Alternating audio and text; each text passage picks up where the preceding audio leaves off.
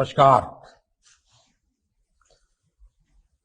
शिक्षक पर्व के इस महत्वपूर्ण कार्यक्रम में हमारे साथ जुड़ रहे कैबिनेट में मेरे सहयोगी श्री धर्मेंद्र प्रधान जी, श्रीमती अन्नपूर्णा देवी जी, डॉक्टर सुभाष सरकार जी, डॉक्टर राजकुमार रंजन सिंह जी, देश के अलग अलग राज्यों के माननीय शिक्षा मंत्रीगण, राष्ट्रीय शिक्षा नीति के प्रारूप को तैयार करने वाली समिति के अध्यक्ष डॉक्टर कस्तूरी रंगन जी, उनकी टीम के सभी माननीय सम्मानित सदस्यगण, पूरे देश से हमारे साथ मौजूद सभी विद्वान प्राचार्यगण, शिक्षकगण और प्यारे विद्यार्थियों, मैं सबसे पहले राष्ट्रीय पुरस्कार प्राप्त करने वाले हमारे शिक्षकों को बहुत बहुत बधाई देता हूं। आप सभी ने कठिन समय में देश में शिक्षा के लिए, विद्यार्थियों के भविष्य के लिए जो एक निष्ठ प्रयास किया है, योगदान दिया है, वो अतुलनीय है, सराहनीय है। इस कार्यक्रम में हमारे जो विद्यार्थी उपस्थित हैं, मैं उनके भी चेहरे स्क्रीन पर देख रहा हूं। 1.5-2 सालों में पहली बार ये अलग सी चमक आपके चेहरों पर दिख रही है।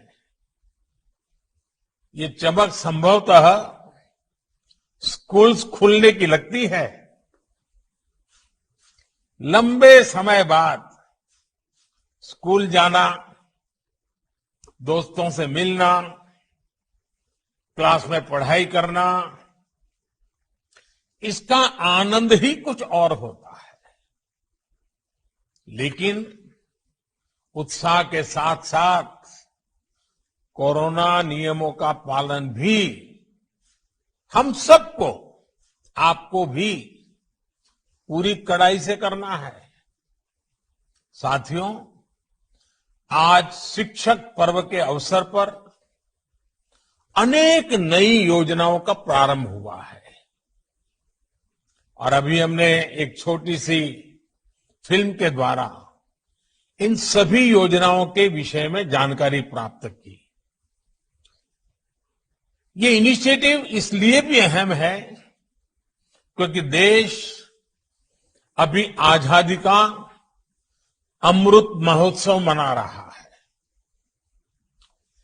आजादी के 100 वर्ष होने पर भारत कैसा होगा, इसके लिए आज भारत नए संकल्प ले रहा है। आज जो योजनाएं शुरू हुई हैं, वो भविष्य के भारत को आकार देने में अहम भूमिका निभाएगी। आज विद्यांजलि 2.0, निष्ठा 3.0, टॉकिंग बुक्स और यूएलडी बेस आईएसएल डिक्शनरी जैसे नए प्रोग्राम्स और व्यवस्थाएं लॉन्च की गई है। School quality assessment and assurance framework यानी SQAAF जैसी आधुनिक शुरुआत भी हुई है। मुझे पूरा भरोसा है कि ये न केवल हमारे एजुकेशन सिस्टम को ग्लोबली कॉम्पिटिटिव बनाएगी, बल्कि हमारे युवाओं को भी फ्यूचर रेडी बनाने में बहुत मदद करेगी। साथियों, इस कोरोना काल में आप सभी दिखा चुके हैं कि हमारी शिक्षा व्यवस्था का सामर्थ्य कितना ज्यादा है। चुनौतियां अनेक थी, लेकिन आप सभी ने उन चुनौतियों को तेजी से समाधान भी किया। Online classes, group video call, online projects, online exam, पहले ऐसे शब्द भी बहुत लोगों ने सुने ही नहीं थे, लेकिन हमारे टीचर्स ने, पेरेंट्स ने, हमारे युवाओं ने इन्हें सहजता से दैनिक जीवन का हिस्सा बना दिया। साथियों, अब समय है कि हम अपनी इन क्षमताओं को आगे बढ़ाएं। हमने इस मुश्किल समय में जो कुछ सीखा है, उसे एक नई दिशा दें। सौभाग्य से आज एक और देश के पास बदलाव का वातावरण है, तो साथ ही नई राष्ट्रीय शिक्षा नीति जैसी आधुनिक और फ्यूचरिस्टिक पॉलिसी भी है। इसलिए पिछले कुछ समय से देश लगातार एजुकेशन सेक्टर में एक के बाद एक नए निर्णय ले रहा है, एक ट्रांसफॉर्मेशन होते देख रहा है। और इसके पीछे जो सबसे बड़ी शक्ति है, उस और मैं आप सभी विद्वानों का ध्यान आकर्षित करना चाहता हूं। ये अभियान केवल पॉलिसी बेस्ड नहीं है, बल्कि पार्टिसिपेशन बेस्ड है। एनईपी के फॉर्मुलेशन से लेकर इम्प्लीमेंटेशन तक हर स्तर पर एकेडमिशियंस का, एक्सपर्ट्स का, टीचर्स का, सबका योगदान रहा है। आप सभी इसके लिए प्रशंसा के पात्र हैं। अब हमें इस भागीदारी को एक नए स्तर तक लेकर जाना है। हमें इसमें समाज को भी जोड़ना है। साथियों, हमारे यहां कहा गया है, व्यये कृते वर्धते एव नित्यम विद्या धनम सर्वधन प्रधानम। अर्थात विद्या सभी संपदाओं में, सभी संपत्तियों में सबसे बड़ी संपत्ति है, क्योंकि विद्या ही ऐसा धन है जो दूसरों को देने से, दान करने से बढ़ती है। विद्या का दान शिक्षा देने वाले के जीवन में भी बहुत बड़ा परिवर्तन लाता है। इस कार्यक्रम में जुड़े आप सभी शिक्षकों ने भी हृदय से ये महसूस किया होगा। किसी को कुछ नया सिखा देने का जो सुख और संतोष होता है, वो अलग ही होता है। विद्यांजलि 2.0 इसी पुरातन परंपरा को अब एक नए कलेवर में मजबूत करेगी।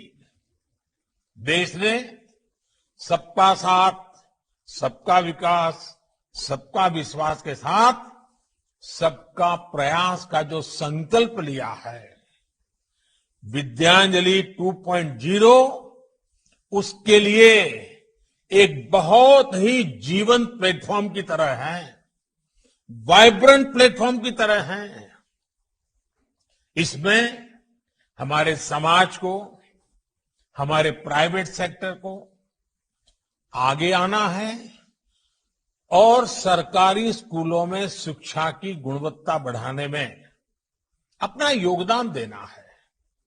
साथियों, अनादिकाल से भारत में समाज की सामूहिक शक्ति पर भरोसा किया गया है।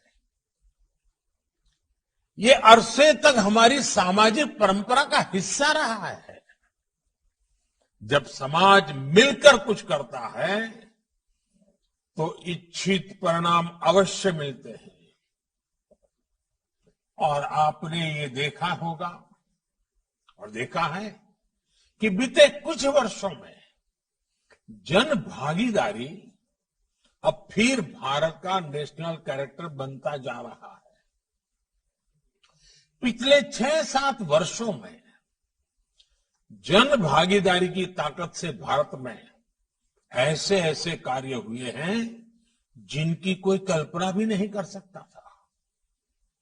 चाहे स्वच्छता आंदोलन हो, गिव इट अप की स्पिरिट से हर गरीब के घर में गैस का कनेक्शन पहुंचाना हो, गरीबों को डिजिटल लेन देन सिखाना हो, हर क्षेत्र में भारत की प्रगति ने जन भागीदार से ऊर्जा पाई है।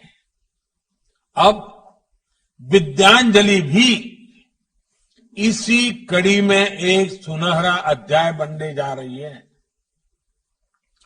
विद्यांजलि देश के हर नागरिक के लिए आह्वान है कि वो इसमें भागीदार बने, देश के भविष्य को गढ़ने में अपनी सक्रिय भूमिका निभाएं, 2 कदम आगे आए। आप एक इंजीनियर हो सकते हैं, एक डॉक्टर हो सकते हैं, एक रिसर्च साइंटिस्ट हो सकते हैं, आप कहीं आईएएस ऑफिसर बनकर के कहीं कलेक्टर के रूप में कहीं काम करते हो, फिर भी आप किसी स्कूल में जाकर बच्चों को कितना कुछ सिखा सकते हैं। आपके जरिए उन बच्चों को जो सीखने को मिलेगा उससे उनके सपनों को नई दिशा मिल सकती है। आप और हम ऐसे कितने ही लोगों के बारे में जानते हैं जो ऐसा कर भी रहे हैं। कोई बैंक का रिटायर्ड मैनेजर है, लेकिन उत्तराखंड में दूर दराज पहाड़ी क्षेत्रों के स्कूलों में बच्चों को पढ़ा रहा है निवृत्ति के बाद। कोई मेडिकल फील्ड से जुड़ा है, लेकिन गरीब बच्चों को ऑनलाइन क्लासेस दे रहा है, उनके लिए संसाधन उपलब्ध करवा रहा है। यानी आप चाहे समाज में किसी भी भूमिका में हो, सफलता की किसी भी सीढ़ी पर हो, युवाओं के भविष्य निर्माण में आपकी भूमिका भी है और भागीदारी भी है। अभी हाल ही में संपन्न हुए टोक्यो ओलंपिक और पैरा ओलंपिक में हमारे खिलाड़ियों ने शानदार प्रदर्शन किया है। हमारे युवा इनसे कितना प्रेरित हुए हैं। मैंने अपने खिलाड़ियों से अनुरोध किया है कि आजादी के अमृत महोत्सव के अवसर पर हर खिलाड़ी कम से कम 75 स्कूलों में जाएं। मुझे खुशी है कि इन खिलाड़ियों ने मेरी बात को स्वीकार किया है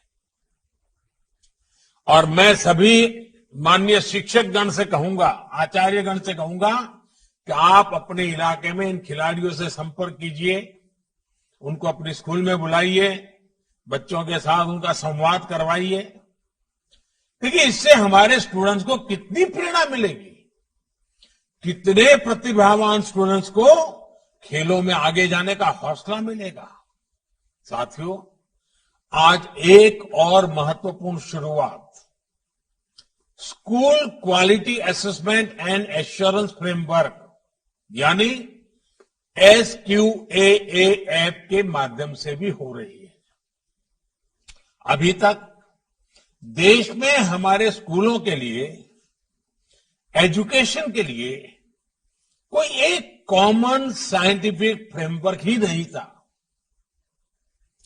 कॉमन फ्रेमवर्क के बिना शिक्षा के सभी पहलुओं जैसे कि curriculum, pedagogy, assessment, infrastructure, inclusive practices और गवर्नेंस प्रोसेसेस, इन सभी के लिए स्टैंडर्ड बनाना मुश्किल होता था।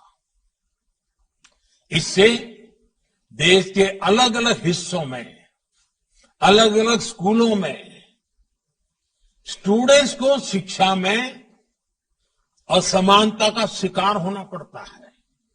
लेकिन एसक्यूएएफ अब इस खाई को पाटने का काम करेगा। इसकी सबसे बड़ी खूबी है कि इस फ्रेमवर्क में अपनी जरूरत के हिसाब से बदलाव करने की फ्लेक्सिबिलिटी भी राज्य के पास होगी।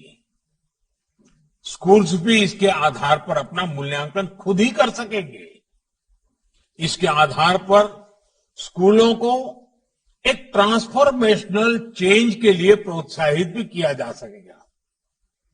साथियों, शिक्षा में असमानता को खत्म करके उसे आधुनिक बनाने में नेशनल डिजिटल एजुकेशनल आर्किटेक्चर यानी एनडीआर की भी बड़ी भूमिका होने वाली है। जैसे यूपीआई इंटरफेस ने बैंकिंग सेक्टर को रिवोल्यूशनाइज कर दिया है, वैसे ही एनडीआर सभी एकेडमिक एक्टिविटीज के बीच एक सुपर कनेक्ट का काम करेगा। एक स्कूल से दूसरे स्कूल में जाना हो या हायर एजुकेशन में एडमिशन, मल्टीपल एंट्री एग्जिट की व्यवस्था हो या एकेडमिक क्रेडिट बैंक और छात्रों की स्किल्स का रिकॉर्ड, सब कुछ एनडीआर के जरिए आसानी से उपलब्ध होगा।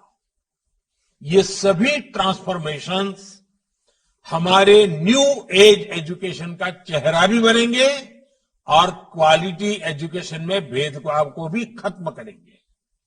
साथियों, आप सभी इस बात से परिचित है कि किसी भी देश की प्रगति के लिए एजुकेशन न केवल इंक्लूसिव होनी चाहिए बल्कि इक्विटेबल भी होनी चाहिए।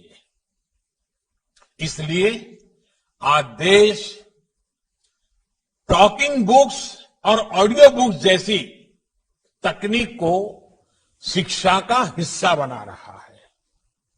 यूनिवर्सल डिजाइन ऑफ लर्निंग यानी यूडीएल पर आधारित 10,000 शब्दों की इंडियन साइन लैंग्वेज डिक्शनरी को भी विकसित किया गया है।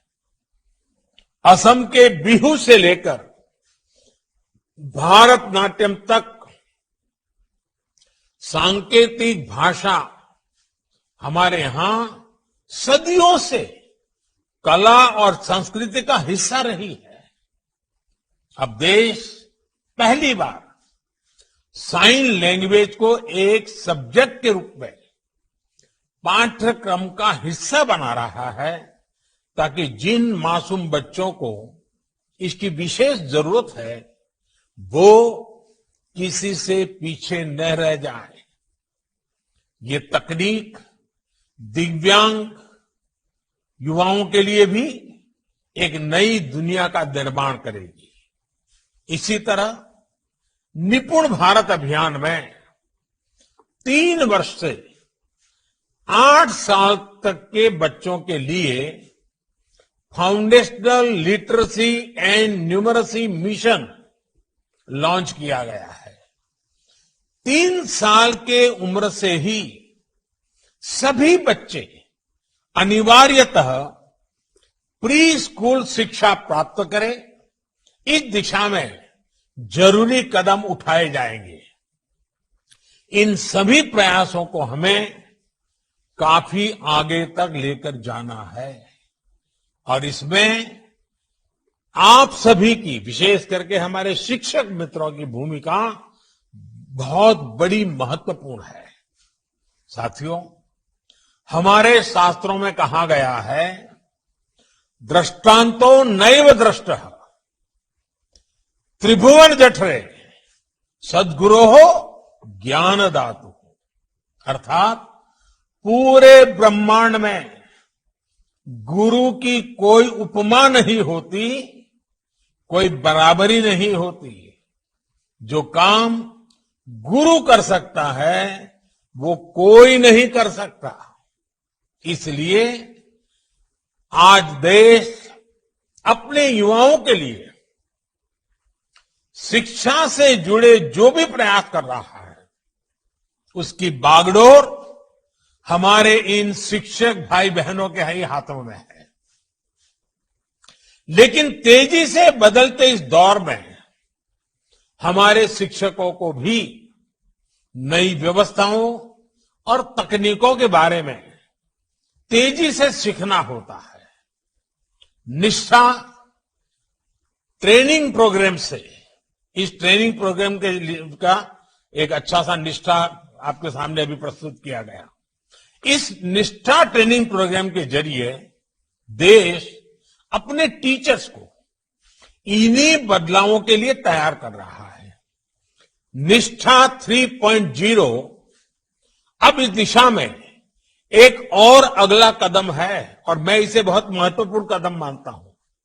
हमारे टीचर्स जब competency based teaching, art integration, high order thinking और क्रिएटिव एंड क्रिटिकल थिंकिंग जैसे नए तौर तरीकों से परिचित होंगे तो वो भविष्य के लिए युवाओं को और सहजता से गढ़ पाएंगे। साथियों, भारत के शिक्षकों में किसी भी ग्लोबल स्टैंडर्ड पर खरा उतरने की क्षमता तो है ही, साथ ही उनके पास अपनी विशेष पूंजी भी है। उनकी ये विशेष पूंजी, ये विशेष ताकत है उनके भीतर के भारतीय संस्कार। और मैं आपको मेरे 2 अनुभव बताना चाहता हूं। मैं प्रधानमंत्री बनकर के जब पहली बार भूटान गया तो वहां का राज परिवार हो, वहां के शासकीय व्यवस्था के लोग हो, बड़े गर्व से कहते थे कि पहले हमारे यहां करीब करीब सभी टीचर्स भारत से आते थे और यहां के दूर सुदूर इलाकों में पैदल जाकर के पढ़ाते थे। और जब इस शिक्षकों की बात करते थे, भूटान का राज परिवार हो या वहां के शासक, बड़ा गर्व अनुभव करते, उनकी आंखों में चमक नजर आती थी। वैसे ही जब मैं सऊदी अरेबिया गया और सऊदी अरेबिया के किंग से जब बात कर रहा था तो वो इतने गौरव से मुझे उल्लेख कर रहे थे कि मुझे भारत के शिक्षक ने पढ़ाया है, मेरा शिक्षक भारत का था। अब देखिए, शिक्षक के प्रति कोई भी व्यक्ति कहीं पर भी पहुंचे उसके मन में क्या भाव होता है। साथियों, हमारे शिक्षक अपने काम को केवल एक पेशा नहीं मानते, उनके लिए पढ़ाना एक मानवीय संवेदना है, एक पवित्र और नैतिक कर्तव्य है। इसलिए हमारे यहां शिक्षक और बच्चों के बीच प्रोफेशनल रिश्ता नहीं होता, बल्कि एक पारिवारिक रिश्ता होता है। और ये रिश्ता, ये संबंध पूरे जीवन का होता है। इसलिए भारत के शिक्षक दुनिया में जहां भी कहीं जाते हैं अपनी एक अलग छाप छोड़ते हैं। इस वजह से आज भारत के युवाओं के लिए दुनिया में अपार संभावनाएं भी हैं। हमें आधुनिक एजुकेशन इकोसिस्टम के हिसाब से खुद तैयार करना है और इन संभावनाओं को अवसरों में बदलना भी है। इसके लिए हमें लगातार इनोवेशन करते रहना होगा। हमें टीचिंग लर्निंग प्रोसेस को लगातार रीडिफाइन और रीडिजाइन करते रहना होगा। जो स्पिरिट आपने अभी तक दिखाई है उसे हमें अब और ऊंचाई देनी होगी और हौसला देना होगा। मुझे बताया गया है कि शिक्षक पर्व के इस अवसर पर आप आज से 17 सितंबर तक, 17 सितंबर हमारे देश में विश्वकर्मा जयंती के रूप में मनाया जाता है। ये विश्वकर्मा अपने आप में निर्माता है, सृजनहार है। तो 7 तारीख से 17 तारीख तक अलग अलग विषयों पर वर्कशॉप, सेमिनार आयोजित कर रहे हैं। ये आपने अपने आप में एक सराहनीय प्रयास है। देश भर के इतने टीचर्स, एक्सपर्ट्स और पॉलिसी मेकर्स जब एक साथ मेहनत और ज्यादा है। आपके इन सामूहिक मंथन से राष्ट्रीय शिक्षा नीति को सफलतापूर्वक लागू करने में भी काफी मदद मिलेगी। मैं चाहूंगा कि इसी तरह आप लोग अपने शहरों में, गांवों में भी स्थानीय स्तर पर प्रयास करें। मुझे विश्वास है कि इस दिशा में सबके प्रयास से देश के संकल्पों को नई गति मिलेगी। अमृत महोत्सव में देश ने जो लक्ष्य तय किए हैं उन्हें हम सब मिलकर हासिल करेंगे। इन्हीं शुभकामनाओं के साथ आप सभी का बहुत बहुत धन्यवाद और बहुत बहुत शुभकामनाएं।